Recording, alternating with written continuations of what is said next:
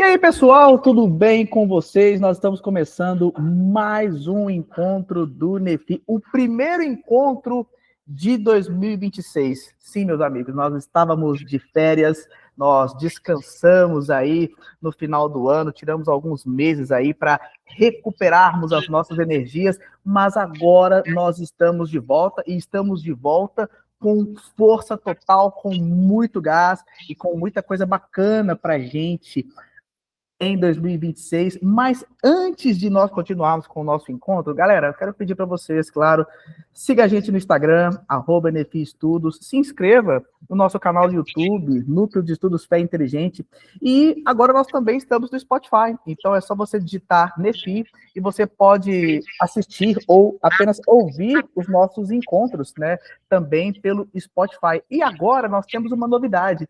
Se você quer ser um mantenedor do NEFI, contribuindo a partir de R$ 10 mensais, clique no link que está na descrição do vídeo aqui no YouTube e no Spotify, ou então mande um direct para a gente no Instagram, tá bom? Esse grupo de mantenedores é basicamente para manter o nosso Google Meet e também para outras iniciativas que nós estamos planejando aí para esse ano de 2026, tá bom, galera? Hoje, no nosso primeiro encontro do NEFI de 2026, eu estou recebendo aqui uma pessoa que eu amo, que eu admiro, e, poxa, é uma pena não morar perto dele, queria morar mais perto dele, mas é alguém que me inspira profundamente.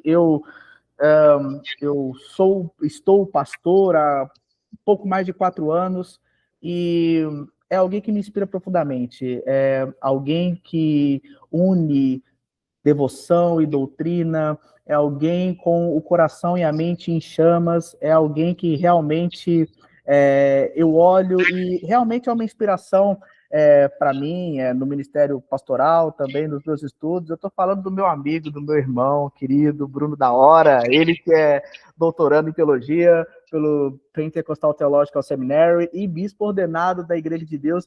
E estou muito feliz de receber o Bruno aqui. Na verdade, nós já recebemos o Bruno aqui no NEFI uma vez para falar do assunto de hoje, que é cristologia pentecostal, mas na época, galera, deu um problema na gravação, a gente não conseguiu recuperar, e eu falei, não, nós precisamos trazer o Bruno de novo para falar sobre isso, porque isso tem que ficar registrado, e graças a Deus a gente conseguiu aí unir as agendas e deu tudo certo, e o Bruno está aqui com a gente hoje. Eu já quero passar para ele, porque o Bruno tem muita coisa para falar de cristologia pentecostal, que é o tema que ele estuda, que ele tem pesquisado aí nos últimos anos. Então, Bruno, meu querido, seja bem-vindo ao NEFI mais uma vez.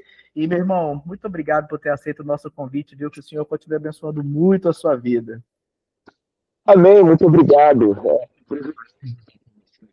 todo mundo que nos acompanha, nas redes, nas plataformas, no Spotify, que o Senhor abençoe a vida de cada um de vocês.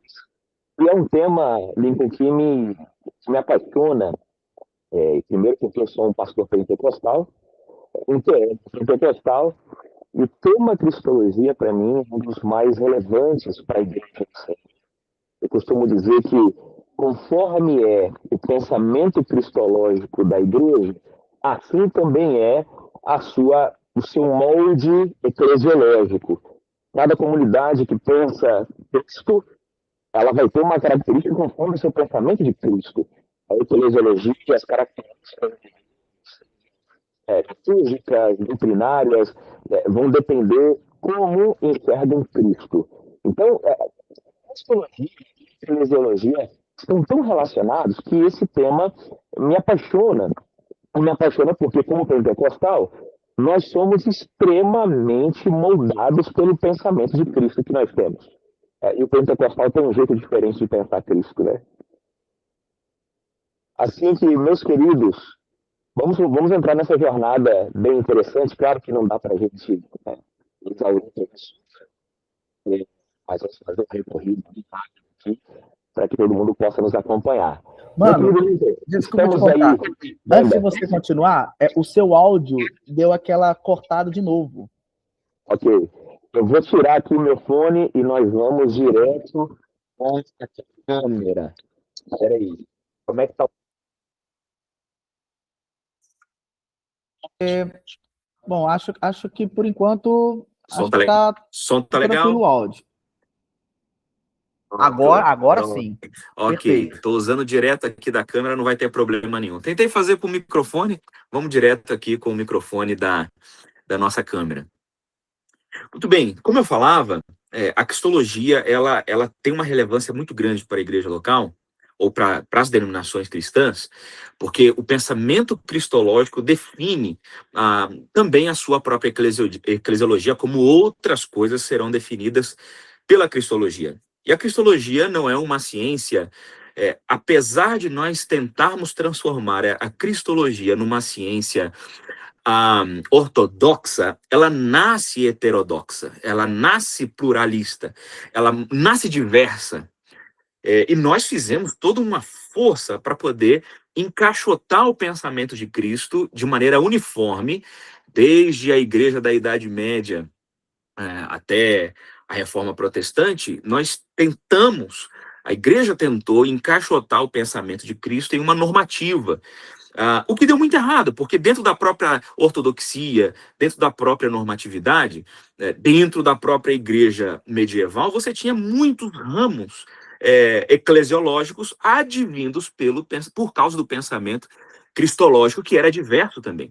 Então, Cristo, ele não molda só a questão da salvação das nossas vidas, mas também como nós fazemos igreja. Por isso que é muito importante pensarmos Cristo não só como um agente de salvação, que é a sua principal função, salvar e transformar o mundo, mas também como esse Salvador transforma a nossa forma de sermos religiosos, seres religiosos, o chamado homo religiosos. Quando a gente tem essa aproximação de Cristo, a gente começa a ter contornos diferentes de fé, e cada contorno diferente de fé tem a ver com uma aproximação diferente de Jesus Cristo. E toda a teologia cristã, ela começa com uma pergunta fundamental: quem é Jesus Cristo?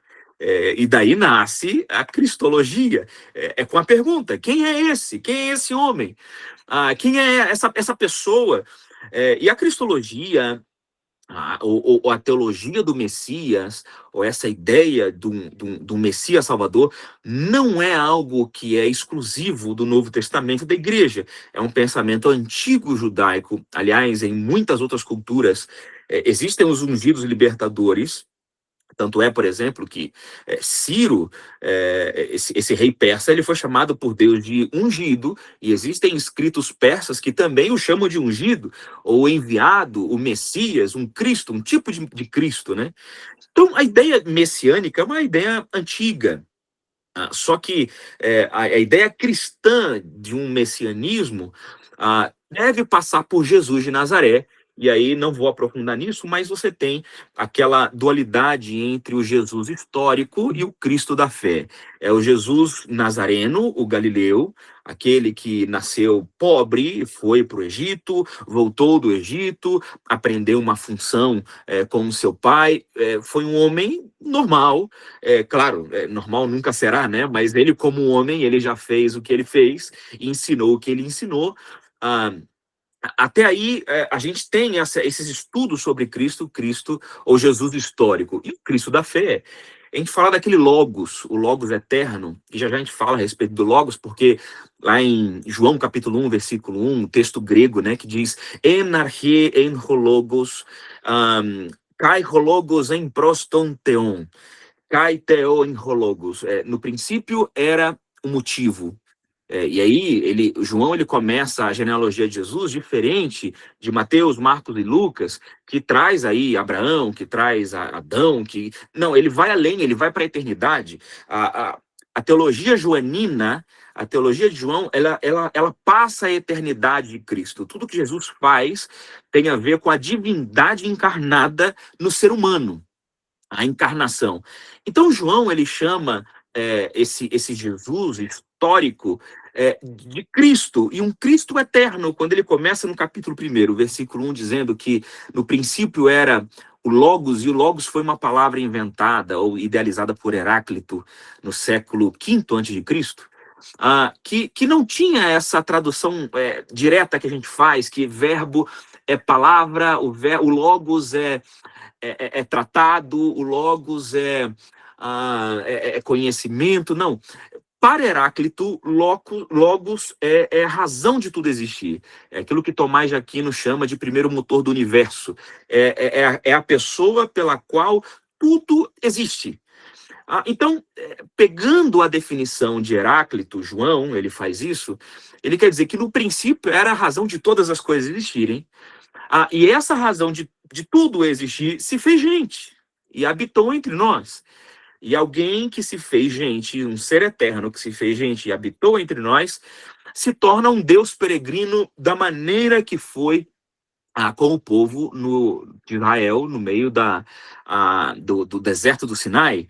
A figura de um Deus que desce da montanha e manda fazer uma casa semelhante à casa dos seus filhos, feita de tenda, e caminha com essa casa no meio do povo. Esse Deus peregrino, lá do deserto do Sinai, agora se revela mais uma vez em Jesus Cristo. É o Deus que se faz gente, habita no meio do seu povo, do meio da sua criação, e caminha com a sua criação, sente a dor da sua criação, olha nos olhos dessa sua criação. Então, quando a gente estuda Cristo, sempre vamos sair desse tronco. O Jesus histórico, aquele Jesus que nasceu do chão de Nazaré, a pequena vila de Nazaré, e poucas pessoas pensam a respeito de Nazaré. Nazaré era um povoado que, se tivesse 400 pessoas, seria muito até para o seu tempo. E Jesus nasce ali, uma pessoa simples, né? Que tinha um trabalho chamado tecton no grego, e tecton vai além de carpintaria, também é carpintaria, mas a gente pode dizer que ele era um pedreiro que também trabalhava com madeira, né? Então Jesus ele era um construtor. Poucas pessoas falam a respeito disso, né? Mas é interessante pensar, ele não é só um carpinteiro, ele é tecton. Quando diz que ele aprendeu com o seu pai carpinteiro, o ofício dele é tecton, que é os que trabalham com construção. E a área da teologia que quer responder a respeito desse Jesus, quem é Jesus? Como vamos estudar Jesus? É o que nós conhecemos como cristologia. É o sentido, encontrar o sentido desse Jesus. E esse Jesus que é Cristo, né? Jesus não é só um pregador, ele é o Cristo. Então, quando a gente fala de Jesus, é importante dizer Jesus Cristo, porque se falamos só Jesus, ele é um homem como o outro, um filósofo como o outro, ele é um pensador como o outro, até mesmo um pregador que faz milagres por aí. Mas quando a gente conjuga Jesus e Cristo, nós falamos que este veio para salvar. E aí é o ponto da fé cristã. Eu quero deixar você bem livre, meu querido, se quiser fazer interrupções e colocações, entre a hora que quiser, porque eu sei que sua cabeça é extraordinária e pode contribuir aqui para esse nosso diálogo aqui.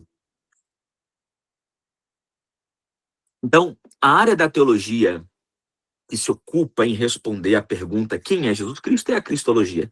Então, de maneira muito simples, a gente pode dizer que cristologia é o estudo teológico da pessoa e da obra de Jesus Cristo. É a aproximação teológica dessa pessoa. O fenômeno Cristo provoca reflexões. Então, é tentar compreender, à luz das escrituras e da tradição, da história, e até mesmo através da arqueologia, quem é Jesus? Qual é a sua identidade? Qual é a sua relação com Deus? Qual é o significado de sua vida, morte e ressurreição? Qual é o alcance da sua obra para a salvação da humanidade? Em outras palavras, cristologia é uma pesquisa investigatória que tenta chegar nesse mistério que é Cristo. E eu digo que é um mistério.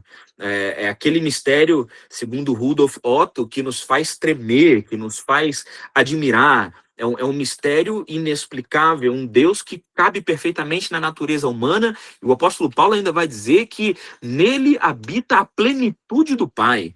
Nele você consegue ver Deus nele. Se você quer saber se Deus te ama, olha para Cristo. Se quer saber se ele se importa com você, como é que Cristo agiu? Então o caráter do Pai se revela em Cristo. Karl Barth é um dos teólogos que eu gosto muito. e vão me chamar de herege por causa disso, mas eu gosto muito de Calbart, ele afirma que toda teologia cristã é, no fundo, uma forma de cristologia. Porque você sempre vai dar uma volta. Ainda que você vá para a teologia do Antigo Testamento, você vá para a escatologia, você vá para a teologia sistemática, teontologia, pneumatologia, no final, todas estão orbitando a figura de Cristo.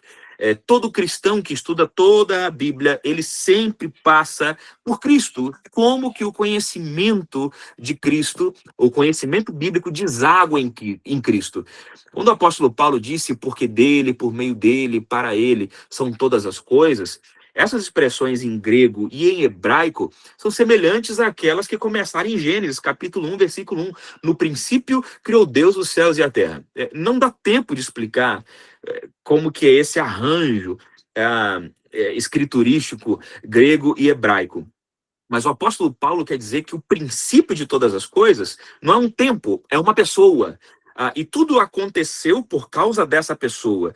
Então, Calbart ele vem trazer essa ideia que Cristo ele não é só um objeto de estudo, ele é a razão da existência de tudo aquilo que nós temos nas mãos. A Bíblia tem a ver com Cristo, o Antigo Testamento tem a ver com Cristo, o Novo Testamento tem a ver com Cristo, a fé cristã está 100% ligada a Cristo de cabo a rabo na literatura bíblica. Por isso, estudar teologia não é apenas discutir doutrinas, é tentar compreender o próprio centro da fé cristã.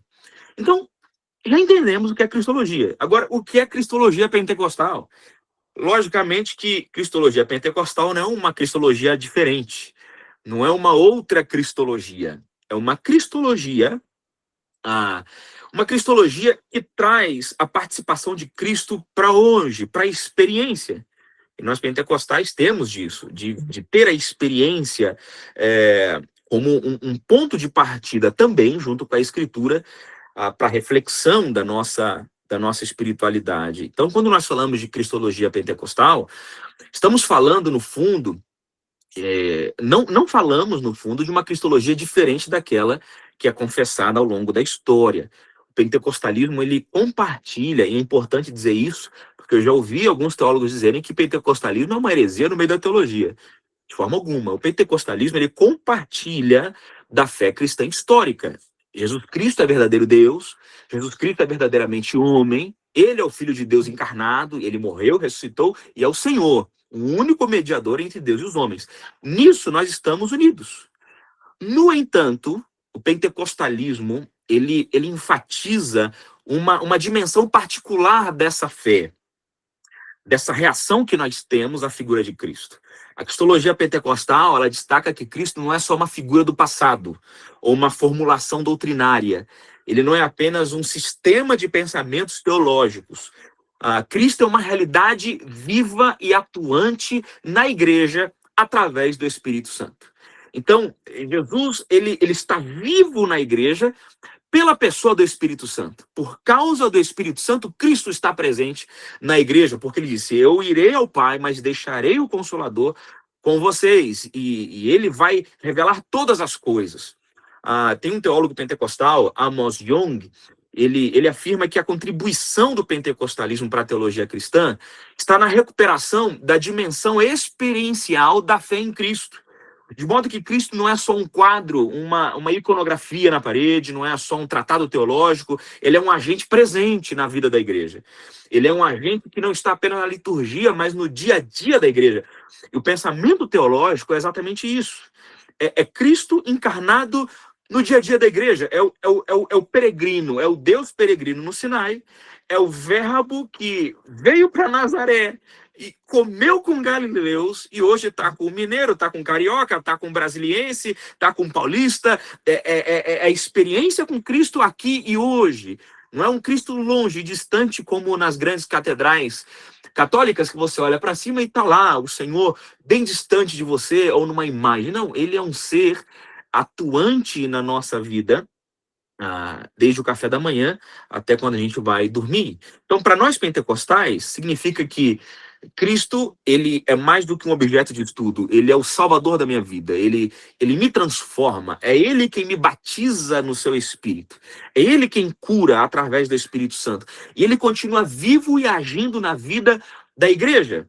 E pensando no pensamento pentecostal, nós, na verdade, somos um movimento da continuidade dos evangelhos, caímos em Atos dos Apóstolos, e então o movimento cristológico ele não para no final dos evangelhos.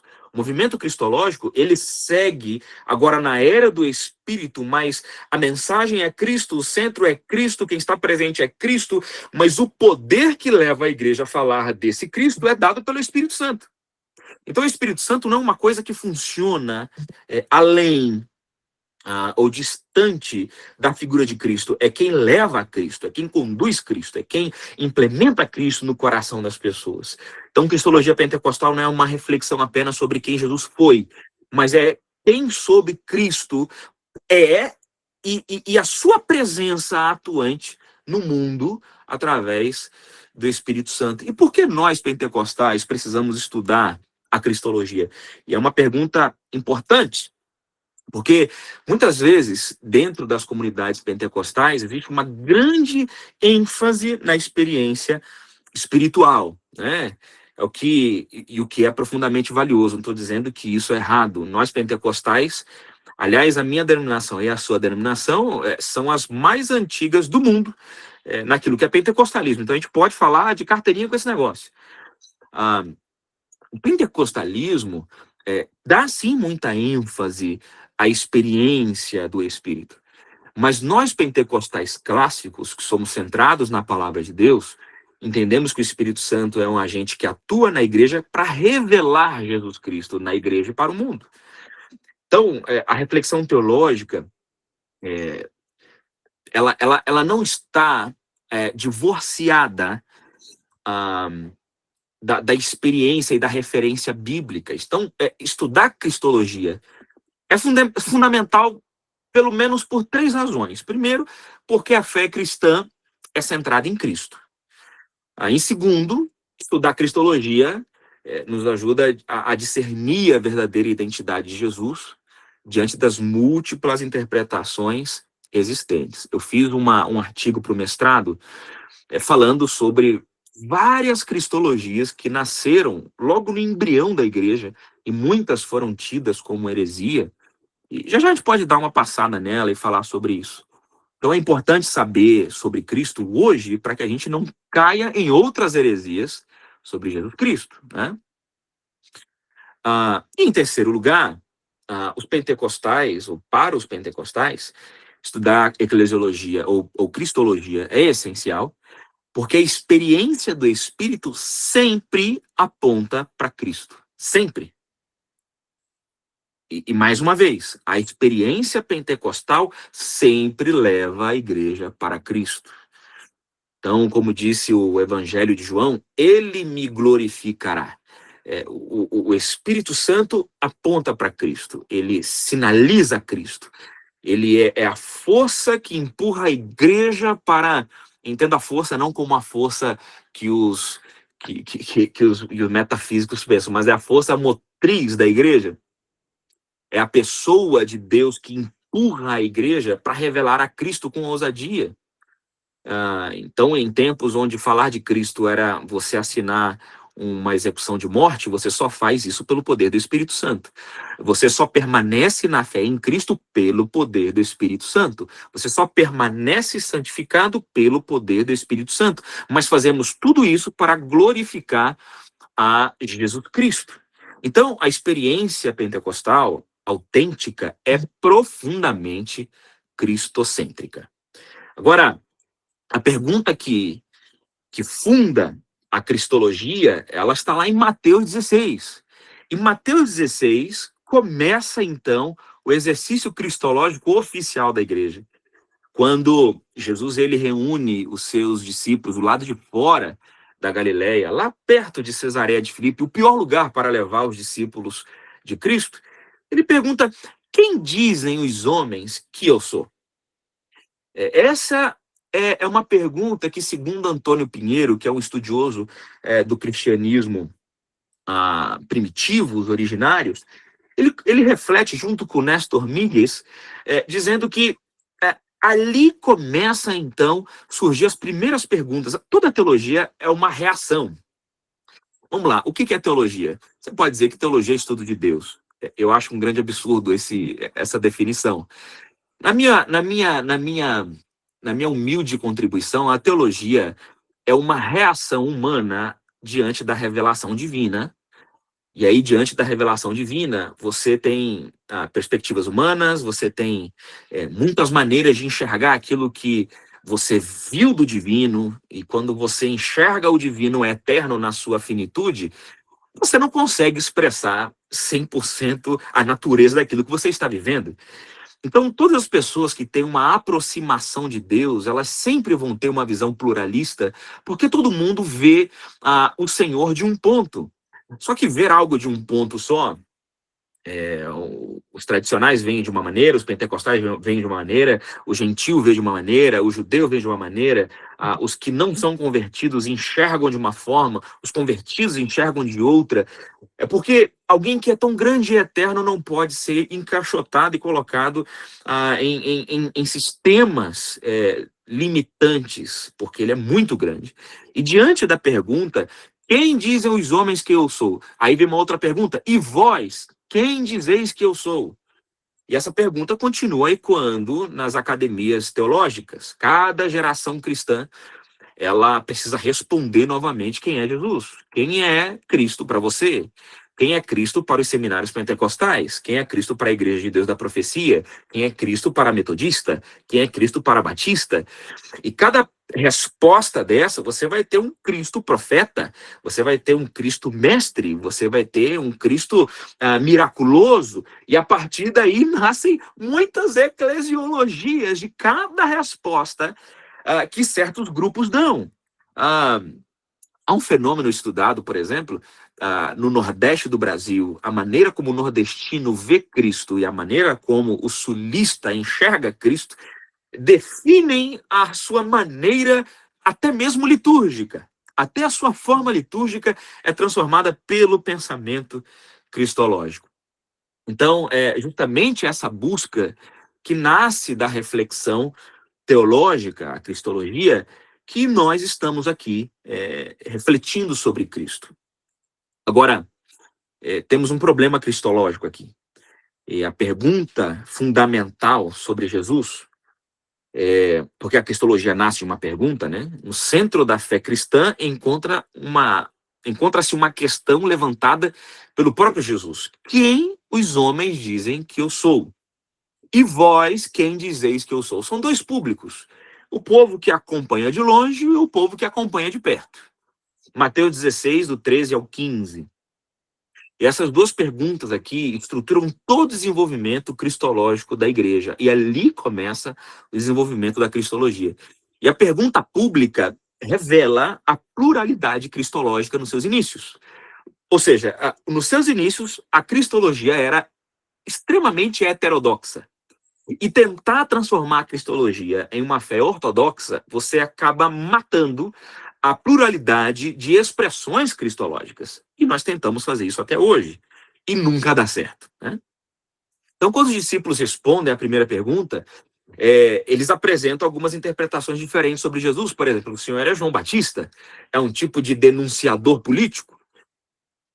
E olha que Jesus ele não repreendeu aquela primeira impressão, porque de fato ele também é um denunciador, ele também é um profeta. Você é um Elias. Dizem que o senhor é Elias, um tipo de profeta reformador, um tipo de profeta que veio trazer pureza para a fé.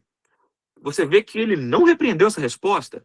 Ou Jeremias, um tipo de profeta que vai pregar e ninguém vai ouvir, que vai sofrer e ninguém vai dar ideia.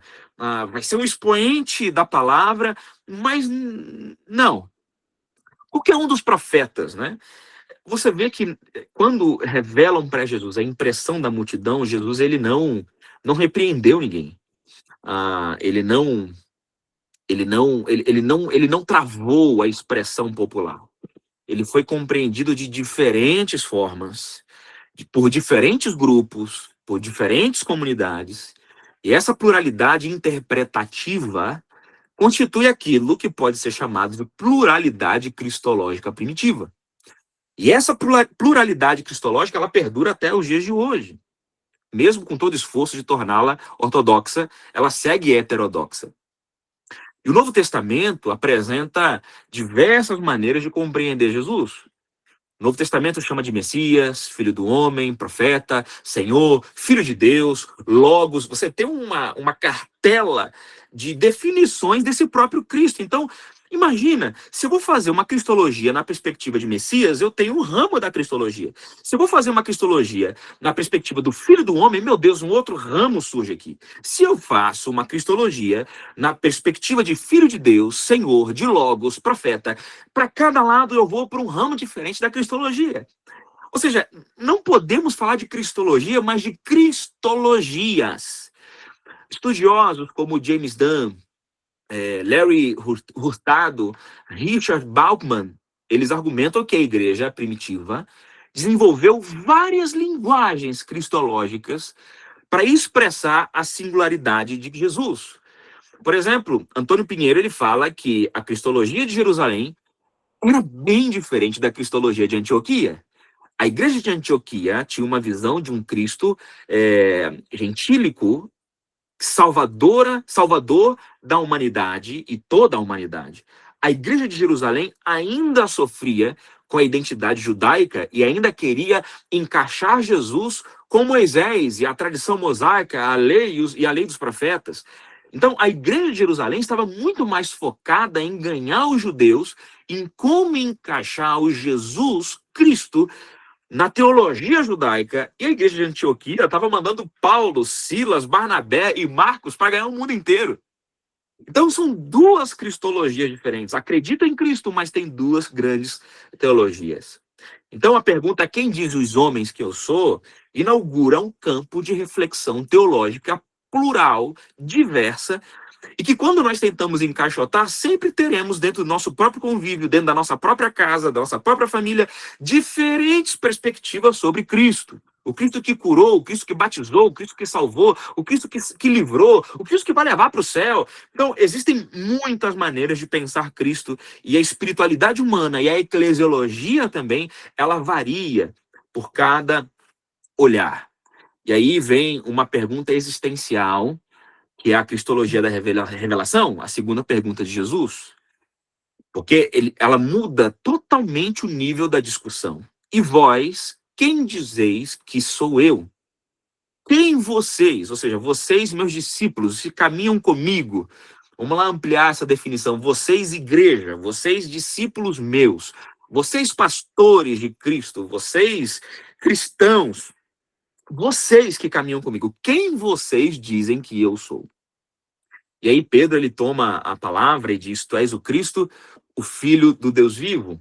E essa expressão, Cristo, Filho do Deus vivo, era uma declaração do senhorio total de Jesus. Ele eleva a ideia de um profeta como Elias, Jeremias, como João Batista, para a ideia do enviado esperado, aquele que veio para reeditar a sua criação, para salvar, enviado do próprio Pai para transformar a vida humana. E Jesus elogia isso. Ele não nega as outras revelações, mas especialmente ele elogia a resposta de Pedro, porque a sua vinda, acima de tudo, acima de ser um profeta denunciador, acima de ser um grande filósofo e uma pessoa que fez grandes compêndios éticos, acima disso tudo, porque ele também fez isso, ele veio para salvar. Ele veio para transformar, ele veio para refazer a natureza criada, a natureza humana que foi deturpada e destruída pelo pecado. E aí ele responde, não foi carne e sangue que te revelou, mas meu Pai que está nos céus. Então Jesus, quando ele diz que é uma revelação do Pai, essa resposta de Pedro, ele está dizendo que a verdadeira cristologia e que todos devem se apegar é a cristologia que tem Cristo como Salvador, enviado de Deus, enviado do Pai, para transformar as nossas próprias vidas. E aí nasce também o credo niceno, que também é uma declaração que nasce dessa perspectiva. É o Deus enviado pelo Pai para nos transformar, nascido da Virgem Maria. Então, tudo isso colabora para uma cristologia do Jesus eterno e Salvador eterno. Então, cristologia não é só uma construção intelectual, ela é fruto de uma revelação espiritual dada à sua igreja, começando por Pedro e pelos seus apóstolos, para que eles estavam perto, e os que estão perto o enxergam muito mais do que só um filósofo ou um pregador. Ele é o Cristo, o Salvador das nossas vidas. Então, me dói no coração ver pastores que, para poder sentar à mesa de uma determinada teologia, ele começa a desconstruir aquilo que ele pregou a vida inteira. Jesus, ele era um homem comum. Jesus, ele era um bom profeta, ele era um galileu. Ele não era Deus, ele era só um homem. Então, eu vejo pastores e influentes dos meios de comunicação, nas grandes plataformas digitais, tentando desconstruir a revelação entregue pelo próprio Pai ao colégio apostólico. E essa revelação entregue aos 12 não é pouca coisa, porque na numerologia judaica, o 12 é o povo de Deus, simboliza o povo de Deus. E o povo de Deus reunido recebe essa revelação. Então, para nós que somos povos de Deus, somos nações chamadas para Deus, ele é Salvador. Agora, o pentecostalismo ele entende que o conhecimento de Cristo envolve escritura, revelação e experiência. Então, esse Cristo revelado, Salvador, ele deve ser acessado pela Escritura, ou seja, um exercício intelectual. É importante que os pentecostais que estão me ouvindo, você se relaciona com Cristo não só na experiência de um culto, você se relaciona com Cristo através das Escrituras. Através das Escrituras vem a fé e que você recebe, então, a revelação desse Cristo. E então você tem experiência espiritual com Cristo que está vivo. Não Cristo que morreu há 2000 anos atrás, está no céu e não se comunica com o seu povo. Não, é um Cristo acessível pelo Espírito Santo para todos nós. Teólogos pentecostais como Gordon Free, Simon Chan, Amos Young, Belimati, eles defendem que a experiência do Espírito Santo é um lugar legítimo do conhecimento teológico. Então, a experiência que nós temos com a Escritura é, sim, uma tarefa teológica, porque ela gera conhecimento. Então, quando você se aproxima de Cristo numa experiência espiritual impulsionada pelo Espírito Santo, você gera conhecimento experiencial com esse Cristo que você leu, que você creu, só que agora você vive. Então, o pentecostal, ele se nega a ter um conhecimento apenas acadêmico e ele quer que esse conhecimento ele seja parte do seu dia a dia. Então, nasce aquilo que nós podemos chamar de cristologia da experiência apostólica. A cristologia da experiência apostólica é o pontapé para essa dita teologia cristológica ortodoxa. O colégio de discípulos, eles começam a delimitar os espaços da cristologia. Os apóstolos, eles conheceram Jesus através da convivência histórica, da relação e revelação divina, através da experiência da ressurreição e a experiência com o próprio Espírito Santo, e na era de expansão da igreja, que nós chamamos também da era do Espírito. Então, eles inauguram essa etapa de convivência, essa convivência com o Jesus Galileu, mas eles carregam o Jesus Galileu até o final das suas vidas, e quem vem depois deles, os pais apostólicos, vivem o Cristo através do Espírito Santo.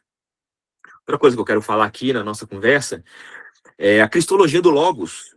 E eu quero trazer algumas cristologias importantes para nós aqui. Veja bem, eu não estou falando de cristologia, eu falo de cristologias, que nós falamos o tempo inteiro, mas não entendemos que ela é plural, que ela é diversa. Nós achamos que ela é uma coisa só, mas elas nascem de muitas ocasiões diferentes, textos diferentes e reações diferentes diante da revelação do Messias.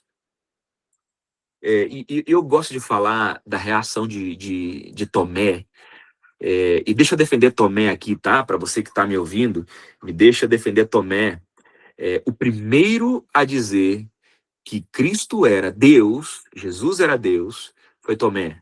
Quando vê Jesus ressurreto, quando ele estava ali dentro do cenáculo, trancado por meio dos judeus, a expressão de Tomé é: Senhor, Rei meu e Deus meu. Deus meu. Aquele homem que não cria em nada, quando viu Jesus e experienciou Jesus ressurreto, diz que ele é Deus. Pedro não disse isso. João não disse isso. Foi Tomé, aquele que a gente diz que ele não acreditava em nada. Tomé, ele disse que ele era Deus. Então, a teologia da divinização do Cristo, ou de Jesus Nazareno, nasce por Tomé também. Então, a teologia do Logos, eu vou um pouco fundo nisso, nasce principalmente por intermédio de 2 apóstolos e ganha reforço de um terceiro. Tomé, João, e o terceiro é o apóstolo Paulo, que ele sistematiza depois a cristologia divina, o Logos, o verbo que se faz gente, a encarnação do eterno no finito. Paulo, ele dá uma sistematização, e isso um pouco mais organizada. Então, entre todas as expressões cristológicas do Novo Testamento, a mais teologicamente desenvolvida é essa do prólogo do Evangelho de João que nós falamos no início. No princípio era o verbo, en arche en ho logos. E o verbo estava com Deus, e o verbo era Deus. João 1, versículo 1. A palavra logos, ele é aquela razão. Então, Cristo não é só enviado, ele é o próprio Deus, Criador, que decide caminhar com o seu povo.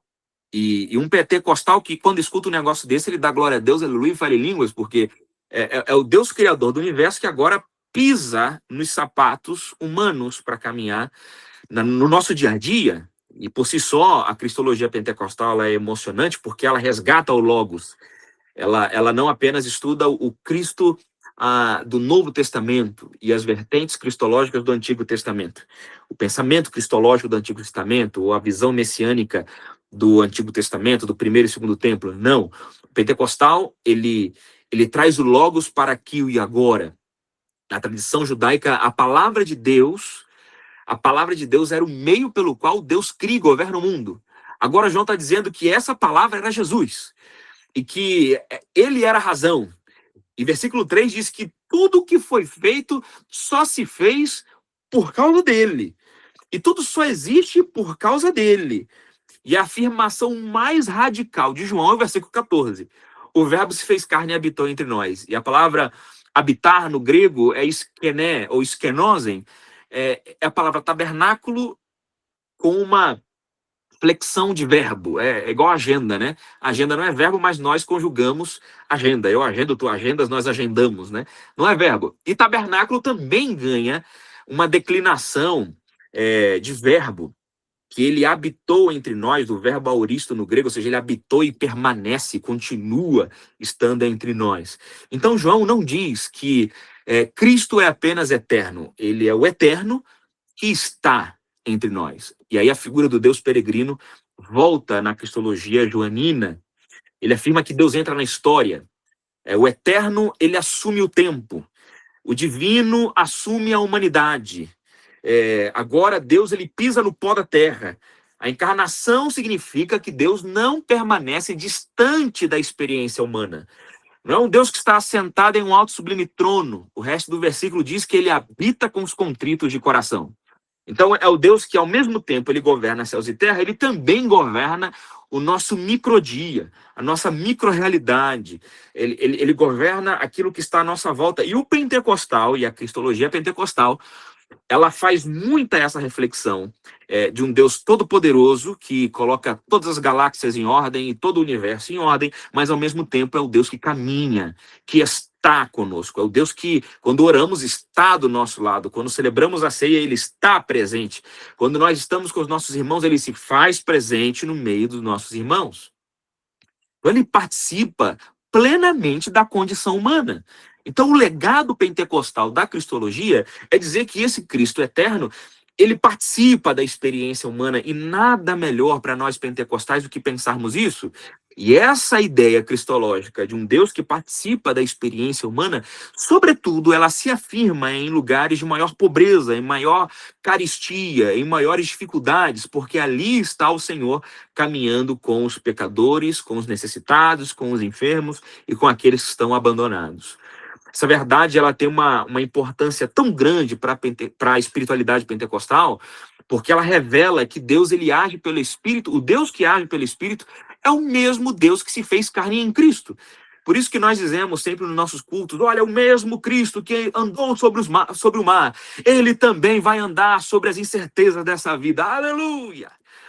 Porque ele está aqui nas nossas contingências humanas. Ele está nas nossas experiências mais simples para nós.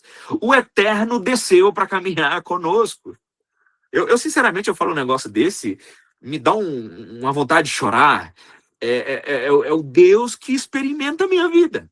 Né? A vida do Bruninho, a vida do Lincoln, a vida do Marcos, a sua vida. Ele experimenta a sua vida. A espiritualidade pentecostal é aquela que localiza Jesus no aqui e no agora. Outro ponto que eu quero tratar aqui também é a cristologia da experiência apostólica. A cristologia da igreja primitiva, ela nasce da experiência vivida pelos apóstolos. Veja bem, não é só a ideia da divindade que trouxe Tomé, que trouxe João e que trouxe o apóstolo Paulo lá na frente. É também um pensamento dos discípulos e todo o querigma apostólico que traz esse Cristo que habita na missão da igreja. Essa experiência, ela traz a vida histórica com Jesus que os discípulos tiveram. Então, eles viveram seus milagres, ensinamentos, autoridade espiritual, sua relação singular com ele. Ali ele foi visto como mestre, profeta, Messias e tudo isso. Eles também experimentaram a ressurreição, e aí a ressurreição pega aquele Cristo sofredor e o exalta. Então, na cristologia apostólica, e aí o apóstolo Paulo ele vai afirmar isso depois, ele é Deus que se encarna, mas esse Deus que se encarna, segundo Filipenses, ele se faz gente, ele não se apega à sua condição divina, se faz gente, como gente se faz servo, como servo se faz sacrifício, mas esse sacrifício, ao morrer, ressuscita ao terceiro dia. Só que ele agora recupera seu status divino. Então é o Senhor exaltado, é o vencedor da morte, é o participante da identidade divina. E João, lá no capítulo 5 e 6 de Apocalipse, ele diz que é aquele que está sentado ao lado do Pai, em um trono de igual autoridade, e que toma das mãos do Pai um livro selado em 7 selos. Ou seja, ali é a história humana descrita naquele rolo, e ele tem poder de tomar a história em suas mãos e reeditar a história que ia direto para a morte, o inferno, nossa história. Em Cristo agora, a nossa história ela é transformada. Então, a experiência apostólica o vê como o Deus eterno feito gente, feito um homem, mas também é esse Deus que se fez homem, sacrifício, mas que foi exaltado e recupera a sua identidade divina, de modo que o Cristo que nós nos relacionamos hoje é o Cristo que é divino, eterno, assentado em um trono sublime, mas que ao mesmo tempo se assenta à nossa cadeira enquanto nós estamos tomando café, ministrando ao nosso coração e falando conosco todos os dias. Também o querigma apostólico, a experiência apostólica e das primeiras comunidades eclesiásticas, cresce dentro delas, dessas experiências, a experiência do Espírito Santo na tarefa da igreja. É o terceiro movimento, que é o Pentecostes. No Pentecostes, na descida do Espírito Santo, os discípulos são capacitados para compreenderem plenamente quem é Cristo, e não só compreender, mas para viver uma vida de marturez, como diz o texto de Atos capítulo 1, versículo 8, sereis minhas testemunhas. Testemunhas no grego é martureis, ou seja, o testemunho é tão profundo que ele não é só de pregação, ele é a própria vida que anuncia quem é esse Cristo, e só o Espírito Santo pode fazer isso. A descida do Espírito no dia de Pentecostes torna pessoas que eram pregadoras em parábolas do próprio Cristo.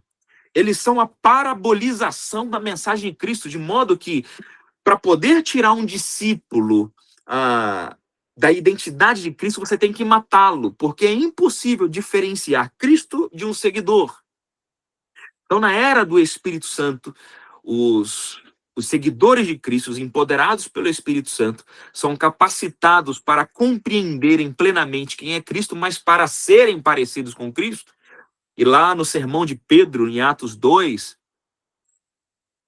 tomado pelo Espírito Santo, Pedro diz: Deus fez Senhor e Cristo a este Jesus. Olha só, a mensagem de Pedro também fala um pouco da cristologia que nós recebemos hoje e que foi desenvolvida nas primeiras comunidades de fé.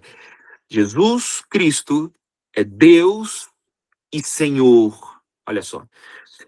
Então, é uma outra forma de crer também que estava surgindo dentro da igreja primitiva ou das primeiras comunidades cristãs. Então, o Espírito Santo revela Cristo.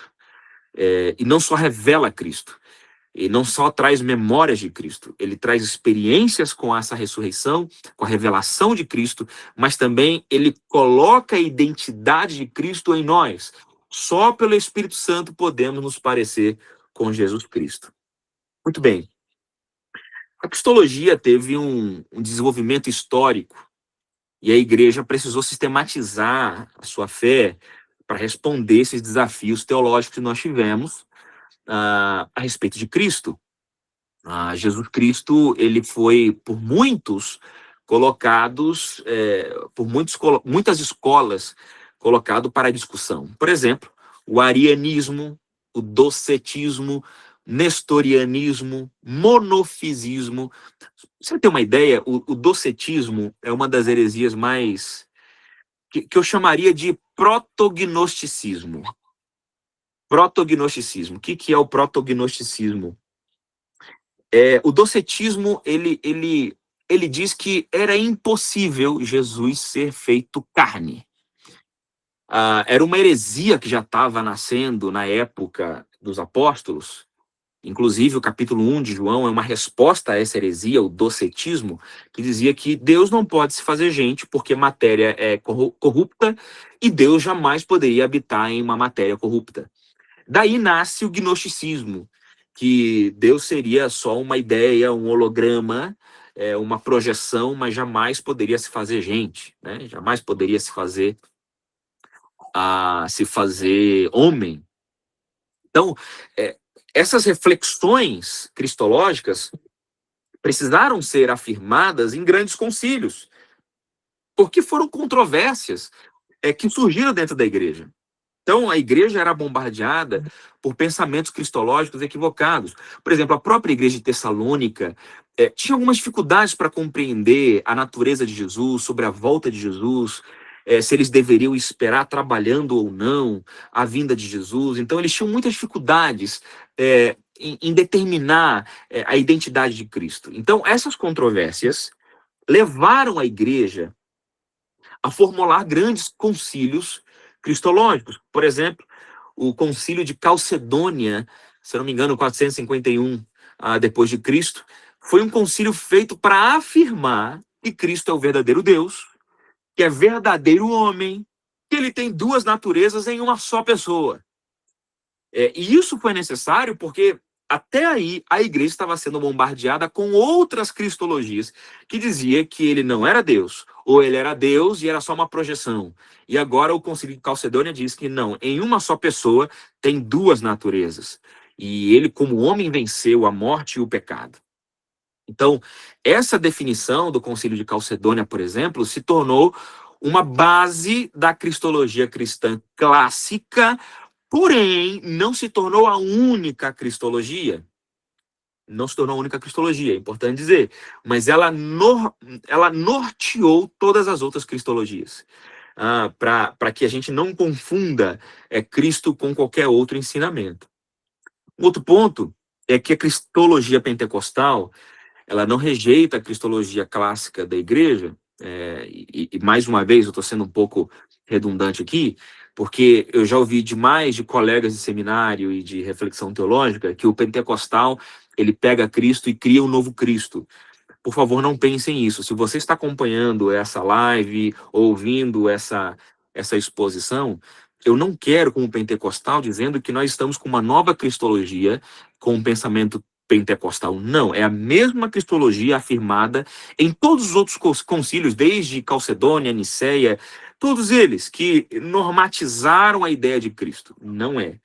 A experiência pentecostal e o objeto da experiência pentecostal é trazer esse Cristo da nossa fé presente e atuante. E por isso que nós dizemos que Cristo está aqui, os dons são para hoje, o milagre é para agora, a cura é para hoje, a salvação é hoje, porque Cristo está aqui hoje. A fé pentecostal localiza Cristo aqui e agora. Não digo que as outras expressões cristãs não creiam nisso, mas o pentecostal ele é mais propositivo em viver essa verdade de um Cristo que habita no nosso cotidiano. E aqui está o quadrilátero cristológico pentecostal, que é apresentado Cristo como Salvador. E aqui, a cristologia pentecostal ela tem esses 4 pilares, né?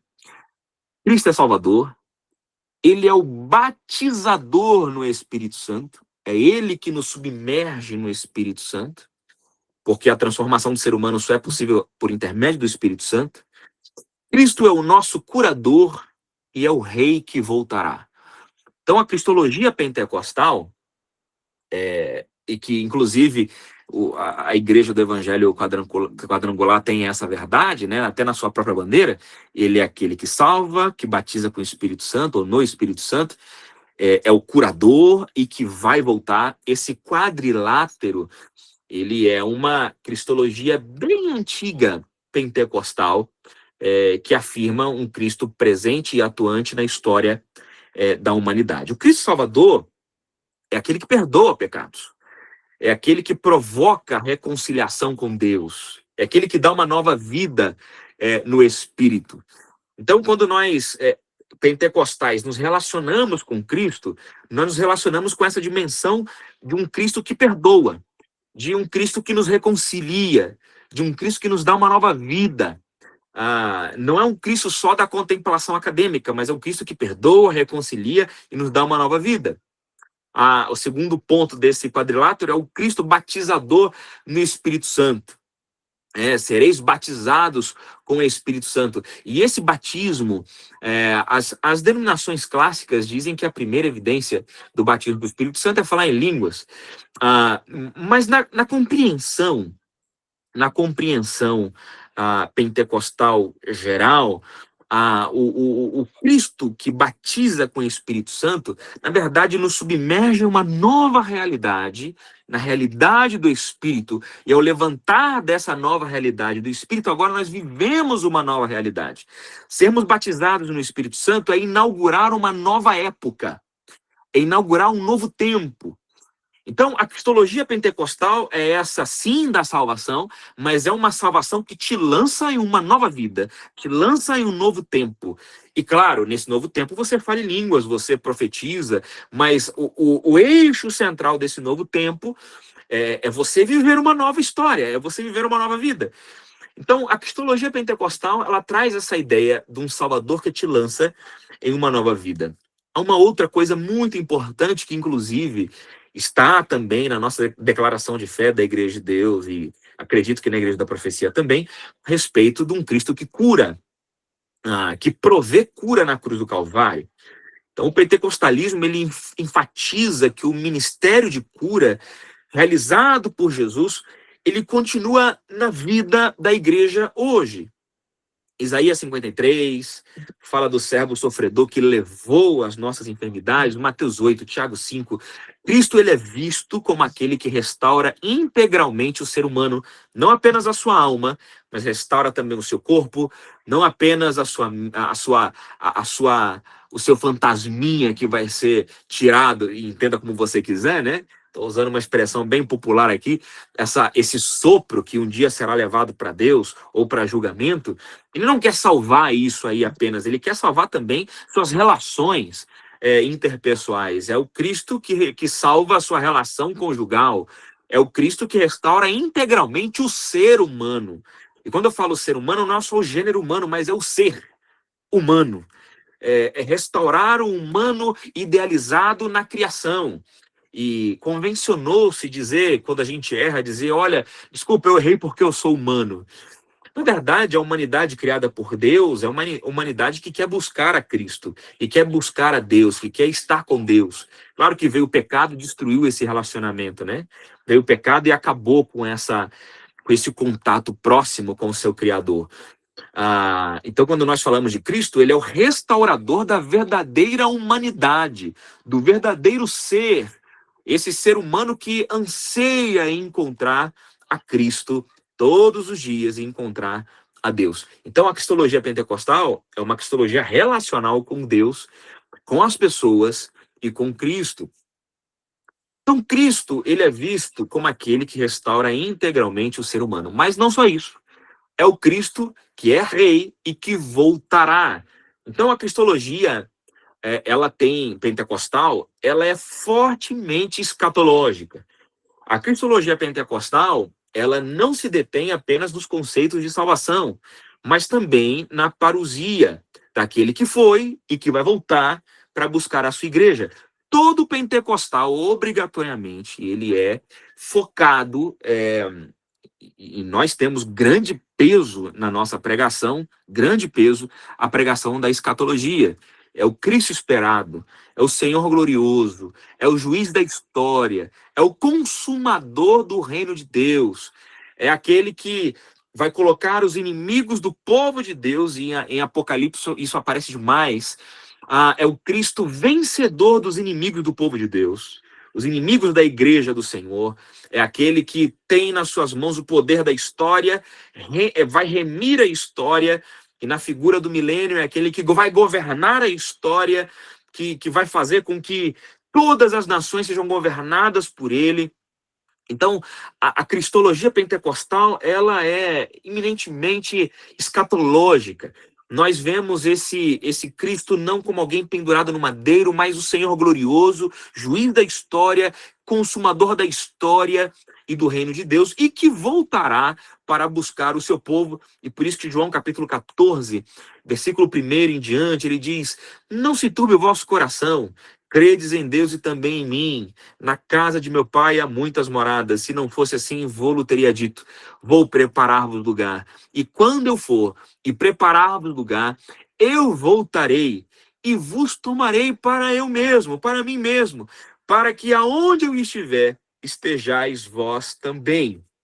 Essa declaração do Evangelho de João traz fortemente essa cristologia escatológica para nós, a centralidade de um Cristo escatológico. E essa expectativa escatológica alimenta a missão pentecostal da igreja.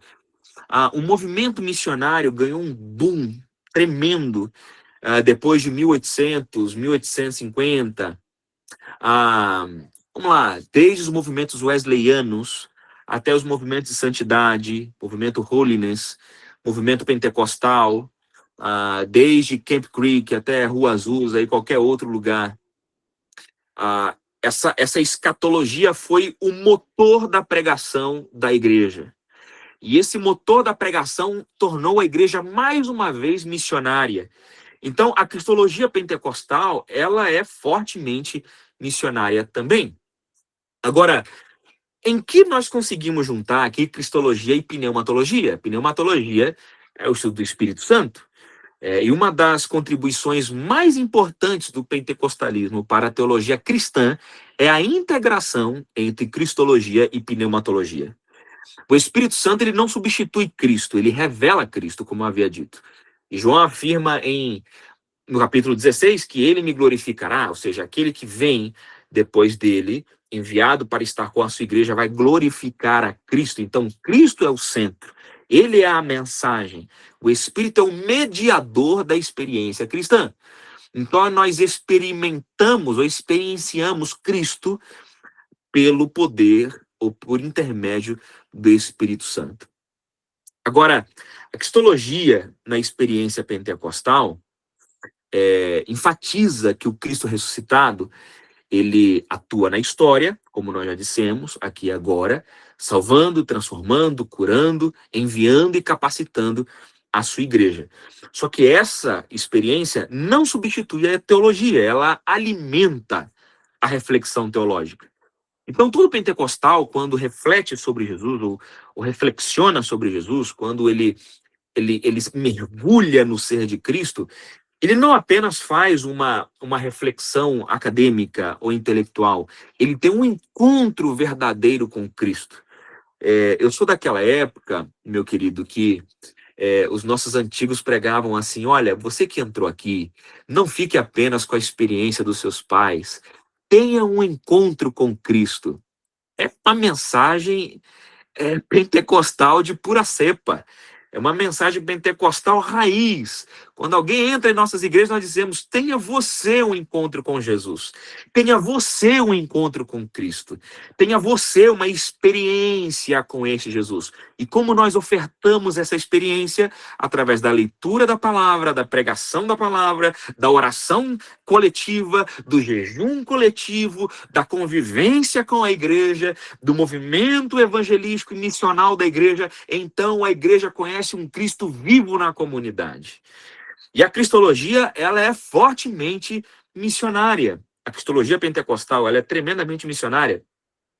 E ela é missionária porque o pentecostalismo é profundamente missionário.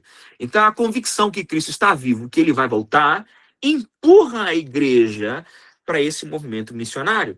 E o Pentecostes, ele é interpretado como uma capacitação missionária da igreja. Ou seja, é Cristo empurrando a igreja para as missões. Por que então as igrejas pentecostais cresceram muito nos últimos 200 anos? Ou 100 e poucos anos? Os movimentos pentecostais cresceram muito. Porque a experiência do Espírito Santo empurra o ser humano a testemunhar Jesus Cristo. Então é Cristo feito real no meio da igreja.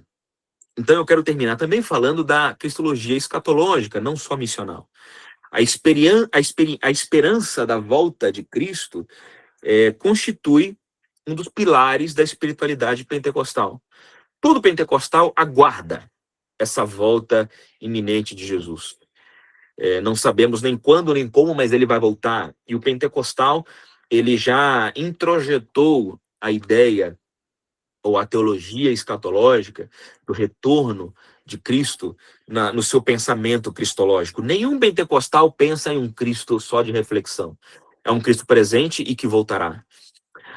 Então, a cristologia, um dos pilares da cristologia pentecostal é a parousia, é o retorno de Cristo para buscar o seu povo. E essa expectativa produz aquilo que toda escatologia produz: urgência missionária, vida de santidade, esperança do mundo vindouro, uma experiência, tá?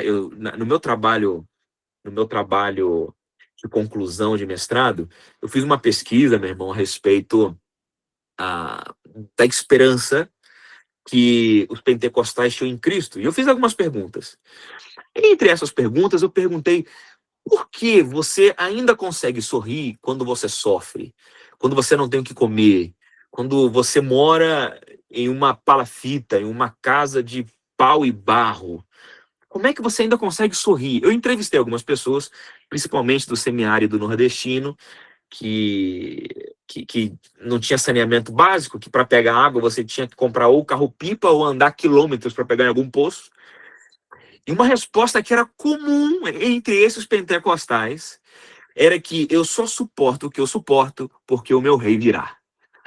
Então, a esperança de um Cristo que é poderoso, que é Logos eterno, que é curador, é salvador, que faz e acontece aqui nessa terra. Mas, ok, tudo isso é pentecostal também, mas algo que é central no pentecostalismo. E por isso que ele sobreviveu nas classes mais pobres da fé cristã, porque tem até um ditado, né? Enquanto a igreja optou pela teologia da libertação, os pobres optaram pelo pentecostalismo, porque a teologia da pentecostal é altamente acadêmica e o pobre não entende. E o pentecostalismo colocou o pé no meio da pobreza e deu sentido para os pobres. E os pobres só suportam a fé em Cristo, porque esse Cristo que foi vai voltar. E eles esperam essa volta com muito fervor. Então a cristologia pentecostal ela é altamente escatológica missional.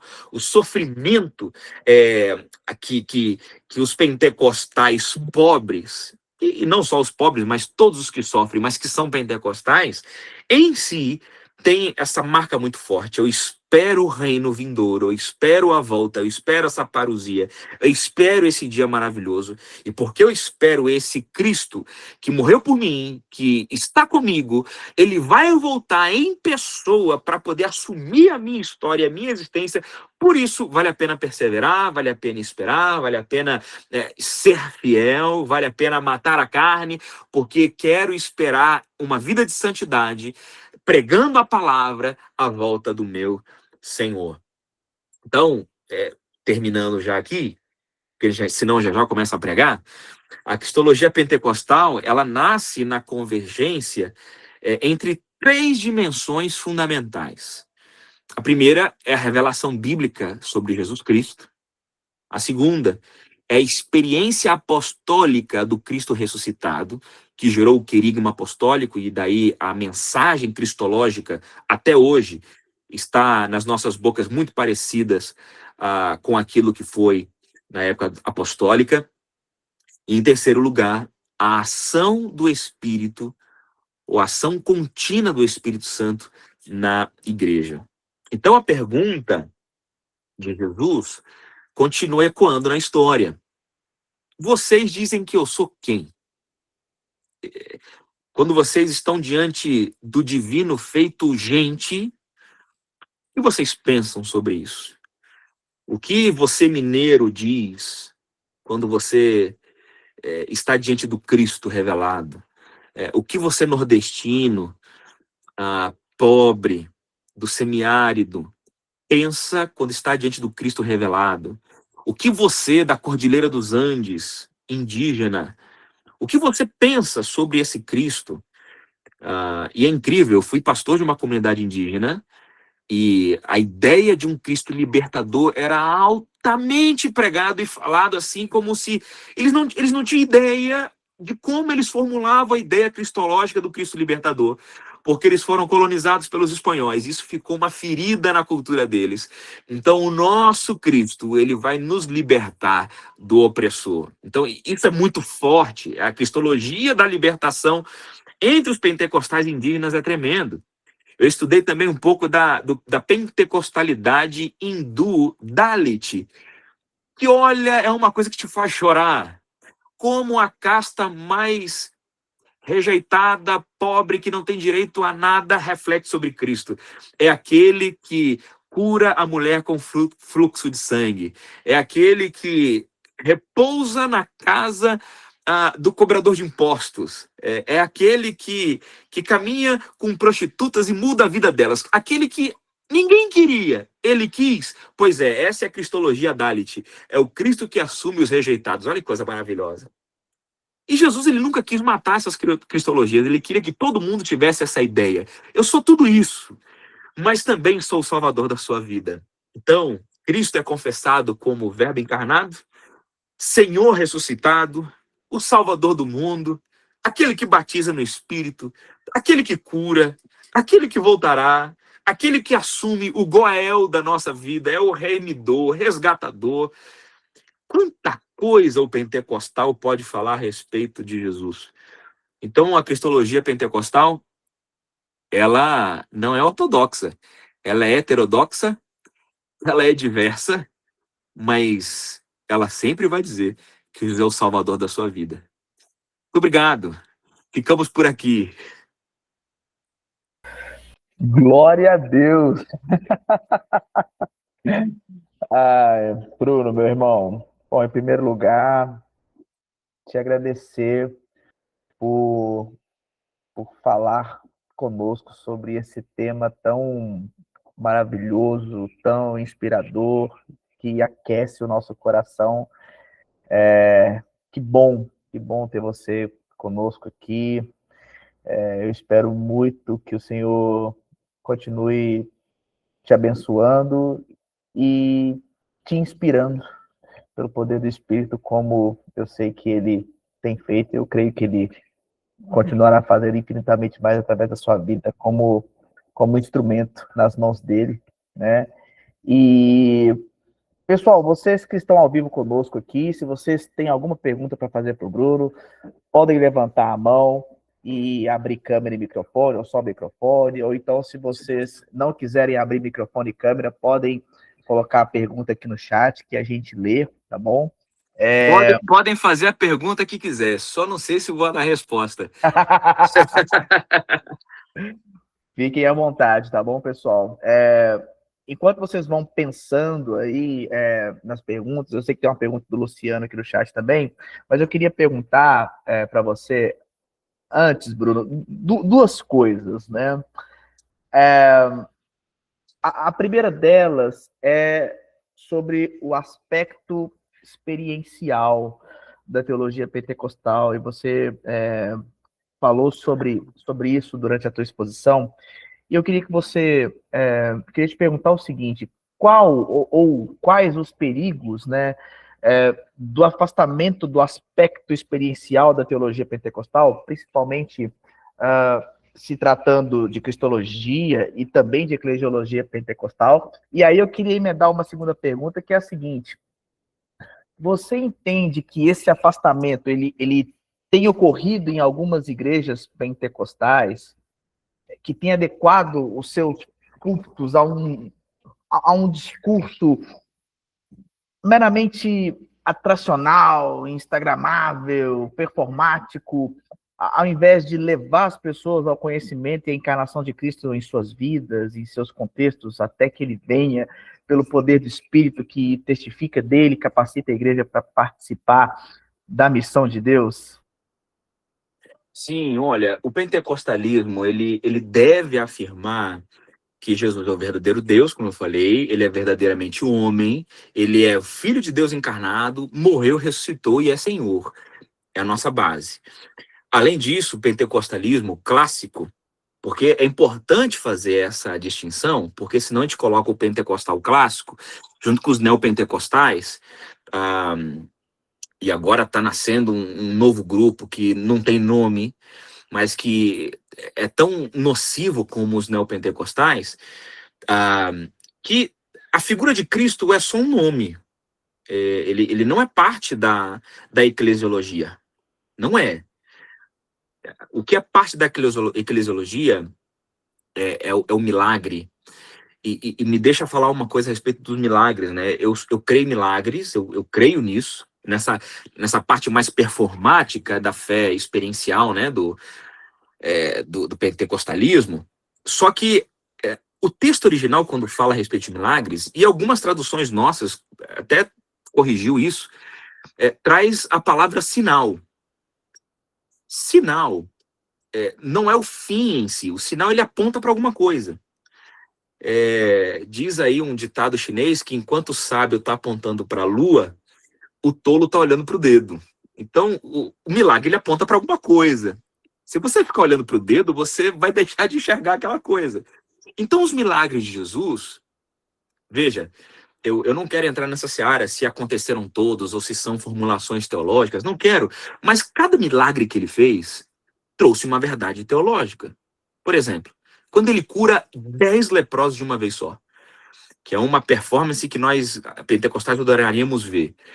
Não é o show pelo show, traz uma verdade teológica. Porque se o leproso ele tem um sentido espiritual como amaldiçoado de Deus, e tem 10, ou seja, plenamente amaldiçoados, aí vem Jesus, cura todos, um volta para agradecer. O que está querendo dizer com isso aqui? É uma baita de uma teologia esse milagre. Quando ele anda sobre o mar, por exemplo, é o Cristo que está sobre as incertezas do caos humano. Então, os milagres não são o fim em si, apontam para esse Cristo. Então, a igreja, e me permita, é que você me provocou, agora eu vou na sua provocação. Infelizmente, nós temos trocado Cristo pelos milagres de Cristo. Trocado a bênção de Deus, ou seja, trocado o Deus da bênção pela bênção de Deus. O que nós estamos fazendo foi aquilo que o povo de Israel fez lá no Monte Sinai. Enquanto Moisés está lá em cima, olha, faça-nos um bezerro de ouro para que nos leve até a bênção, até a terra da promessa. Se Deus vai com a gente, não interessa, a gente quer chegar lá. Então nos leva para lá. E nós estamos nesse momento. Nós estamos conquistando Canaã sem Deus. Estamos entrando numa terra sem o Deus da promessa da terra. A promessa se tornou muito mais importante. E isso é atrativo, até porque a teologia coach hoje fala da conquista, né? Nos tornamos o povo da conquista e não mais o povo do amor, o povo da relação, do relacionamento, o povo do aconchego. Não tem mais isso, nós somos o povo da conquista, o povo da guerra. Então, infelizmente, nós caímos nessa armadilha, meu irmão, de tirar a Bíblia do centro, e o pentecostal clássico, ele é bibliocêntrico e cristocêntrico. O pentecostal clássico, ele não tem nem que pensar nisso. Só que os novos pentecostalismos dos anos 50 para cá, tem alguns irmãos que nos acompanham aqui que sabem o desdobramento do pentecostalismo a partir dos anos 50, aí colocou a Bíblia de lado, colocou Cristo de lado, e colocou o milagre no lugar, colocou a cura no lugar, colocou tudo, menos Cristo. Tanto é que tem denominações que rebatizam gente que vem dessas denominações. Porque não acredita que o batismo é um ato de fé cristológica, de transformação de vida. Não, é só para você entrar num clube. E você não tem ideia do que você está fazendo. A pessoa é batizada, não entende que isso é para você ser submerso no Espírito, para ter uma nova vida, para você ter uma nova identidade. Não sabem. Aí você faz parte de uma igreja. E essa igreja vai tirar o seu dinheiro, vai pregar para você crescer, vai pregar para você conquistar, para você ter um tremendo de um carro, uma tremenda de uma casa. Cristo está longe. E entramos nesse erro, né, de afastar Cristo da cristologia. É triste, meu querido. Amém, meu irmão. Amém. Que bênção. Obrigado. O Luciano fez uma pergunta aqui no chat, que eu acho também muito importante, que é a seguinte: o que falar para os irmãos pentecostais que acham que estudar teologia é algo ruim, como se fosse algo antagônico a ser direcionado pelo Espírito Santo? Isso é uma ideia absurda, né? E eu digo que hoje menos, mas vamos lá, a gente que é antigo de igreja, coloca aí 20 anos atrás, realmente a gente usava aqueles textos, né, a letra mata, e interpretando errado o texto para piorar a coisa, né? Se tivesse teologia, não interpretaria errado o texto desse jeito, né? Olha, eu entendo, de certa forma, por que alguns pentecostais dizem isso. Porque às vezes nós mandamos, tá? E alguns voltam se achando donos da igreja. E chegam cheios de conflitos e começam a aprender uma nova forma de enxergar a Bíblia e Cristo. Interpreta aquilo que ele viveu antes de estudar como se fosse tudo mentira aquilo que ele viveu. E alguns realmente, eles morriam na fé. Hoje os seminários têm sido mais cautelosos com isso. Eles vêm pegando mais os seminaristas e não os permite viver sem a experiência ministerial. Então, enquanto eles estão estudando, eles estão com o pé no chão. Vamos lá. O que eu vou dizer aqui pode chocar vocês, mas, por exemplo, no seminário que eu fiz, a gente estuda de tudo. Inclusive teologia liberal. De tudo. Teologia histórica, teologia europeia, teologia de genitivo, teologia pentecostal, teologia indígena, teologia negra, teologia... tudo que você possa imaginar, teologia contemporânea, você estuda de tudo. E um desses estudos, eu ouvi um professor falar a respeito... eu tenho que tomar cuidado um pouco com o que eu vou dizer. Mas, por exemplo, que o diabo é uma construção teológica que o povo de Israel formulou enquanto estava na Babilônia. Que a ideia de anjos e demônios é uma formulação teológica. Mas aí, eu te pergunto uma coisa, como é que eu convivi com isso quando eu estava pastoreando uma igreja indígena e, vez ou outra, eu precisava expulsar demônios de uma menina que estava semanas possuída pelo diabo. E aí, diante dela, eu vou falar o quê? Desculpa, você é uma construção teológica babilônica do povo judaico. Nada, eu tô com um demônio pulando na minha frente. Então, quando você tem a teologia aliada à praxis eclesiástica, você consegue entender o que é teologia e o que é realidade, o que é Bíblia. E outra, existem teologias e também teologia bíblica.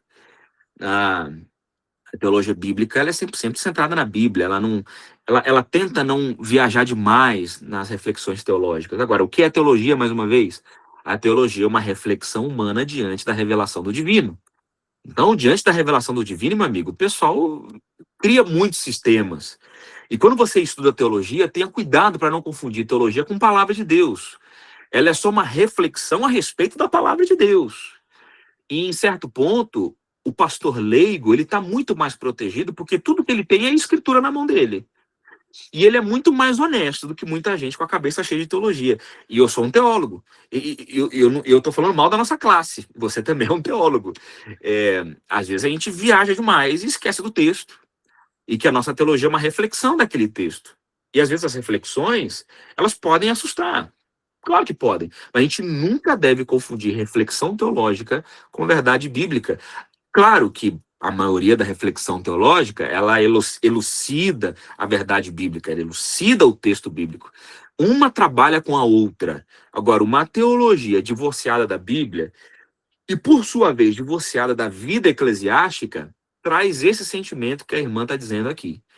Naquele tempo a gente mandava os seminaristas, ele voltava ateu. Ele voltava, sei lá, ele se desconectou. Então, isso aconteceu por causa desses maus testemunhos. Agora, isso não existia em 1886, por exemplo. Por quê? Porque o batismo no Espírito Santo, com a evidência de falar em línguas estranhas, o movimento missional, tudo isso aconteceu quando a igreja voltou para os seminários, voltou para a Bíblia, e quando voltou para a Bíblia, teve um avivamento na igreja. Como é que você me explica esse movimento? Então, eu acho que são flutuações históricas que a gente tem que tomar um pouco de cuidado, né? Então, eu acho que a gente já está saindo dessa época que o estudar teologia é esfriar a fé. Estamos saindo. Nós estamos entrando num tempo agora onde todo mundo quer estudar, e ok, são muitas expressões teológicas, mas eu tenho meu relacionamento com Cristo. E parte dessa influência vem dos pentecostais. Muito bom, muito bom. Ô, Luciano, lendo a sua pergunta e também, só para acrescentar algo à resposta do Bruno, tem um livro, na verdade é um livreto, lançado recentemente, chamado Teologia Esfria o Crente? É uma pergunta, é um livro do Bibo, da coleção Teologia para Todos, editora Thomas Nelson Brasil, e é muito legal, porque é um livreto mesmo, tem menos de 100 páginas, e o Bibo vai, nesse livreto, ele vai responder exatamente essa pergunta de teologia esfria o crente, e ele vai derrubando esse mito, né, que ainda persiste em alguns lugares, né? Então vale a pena dar uma olhada nesse livreto, é uma leitura rápida, curtinha, mas é muito boa mesmo, vale muito a pena. Acho que a nossa última pergunta aqui é da Leidiane, que ela pergunta o seguinte: Bruno, quero agradecer, é sempre de muito aprendizado ouvi-lo, e eu gostaria que você comentasse o seguinte: por que Jesus precisou ser batizado pelo Espírito Santo, sendo ele Deus, e como a cristologia pentecostal enxerga esse fato? Ok, vamos lá. O batismo de Jesus foi o batismo de João, o João Batista. E, inclusive, o próprio João Batista, ele questionou, como assim eu vou te batizar? E a resposta de Jesus foi, é necessário cumprir toda a Escritura. Então, ele cumpriu a vontade de Deus naquele momento, né? Ele cumpriu, em tudo ele cumpriu as Escrituras para ele ser o Messias profetizado pelo Antigo Testamento, pelos profetas. Agora, tem uma parte na pergunta sua que eu acho que é uma confusãozinha, que ele foi batizado pelo Espírito Santo, sendo Deus. E eu entendo isso. Quando ele foi batizado, uma pomba desce sobre ele, né? E a pomba, ela ganhou a figura, né, o símbolo do Espírito Santo. Na verdade, a pomba descer sobre ele também é um recurso literário que o escritor utilizou, assim como o Monte da Transfiguração, quando aparece Moisés, Elias diante dele, é uma forma de apontar que, olha, ele é um ungido de Deus, inspirado pelo Espírito Santo, e o que ele vai fazer aqui não vem só dele, ele foi enviado do Pai e empoderado pelo Espírito Santo, ele vai fazer o que vai fazer. Quando ele morre, o Espírito Santo vem sobre a igreja. Jesus estava experienciando aqui nada mais do que, por exemplo, na época dos juízes, né, quando eles foram cheios do Espírito Santo, morria, o Espírito Santo saía, o Espírito Santo ele se manifestava de maneira sazonal, mas quando vem Jesus, a graça sobre Cristo aponta para essa área do Espírito Santo, né? Não é que ele foi batizado no Espírito Santo como nós imaginamos, a partir de Atos, capítulo 1 em diante. Não. Ali é um sinal, até um recurso literário, para poder dizer que aquilo estava sendo aprovado por Deus. Deus estava se manifestando naquele ato ali. Como que os pentecostais... Qual é o resto da pergunta, meu irmão, que eu não peguei aqui? Como a cristologia pentecostal enxerga ou interpreta esse fato? Ok. Bom, está respondido então. Ok. Beleza. Bom, pessoal, acho que é isso. Acho que não temos mais perguntas. E a gente está caminhando para o final do nosso encontro. Que encontro maravilhoso. Acho que não haveria melhor forma de retornar às atividades do NEFI em 2026 do que esse encontro com o Bruno. E mais uma vez, Bruno, meu irmão, muito obrigado mais uma vez por ter aceito o nosso convite e queremos você mais vezes aqui no NEFI, viu? Obrigado mesmo, de coração, querido. Com certeza, meu irmão, vai ser um prazer estar de volta aqui. Temos tantas outras coisas para tratar, conte comigo. Amém, amém, obrigado. Pode deixar que eu vou contar com você sim, sempre. A todos vocês que estiveram conosco até aqui, muito obrigado e não se esqueçam, tá?